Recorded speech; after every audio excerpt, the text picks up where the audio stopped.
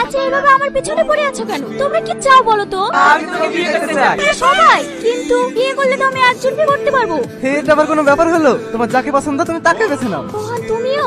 না না বৌদি, আমি মাহিকে ভালোবাসি। সত্যি? হ্যাঁ মাহি, আমি তোমাকে ভালোবাসি।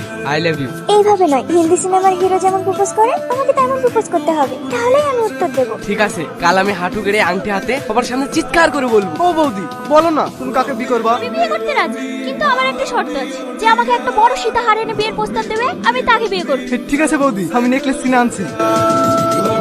চাচা আপনিও লাইনে আছেন? একটা চান্স নিয়ে দেখি না, যদি লটারিটা বেরিয়ে যায়। আমি জানি তোমরা সবাই আমাকে ভালোবাসো, তাই আমি কাউকে কষ্ট দিতে চাই না। এই আংটিটা যার ভাগ্যে থাকবে আমি তাকেই বিয়ে করব। লটারি? হ্যাঁ, এর মধ্যে একটি কাপে ওই আংটিটা আছে, তোমরা একটা করে চা তুলে নাও। এই নাও, এটা আমি তোমার জন্য নিজে হাতে বানিয়েছি। চাটা কিন্তু দারুণ লাগলো বৌদি। আর এক কাপ দেবো নাকি? হ্যাঁ। বৌদি কই? মাহি এ ভাই, কয়নাগুলো কই? এত সুন্দর সুন্দর উপহার দেওয়ার জন্য তোমাদের সবাইকে ধন্যবাদ, আর আমার তরফ থেকে love you too. Bye bye. বৌদি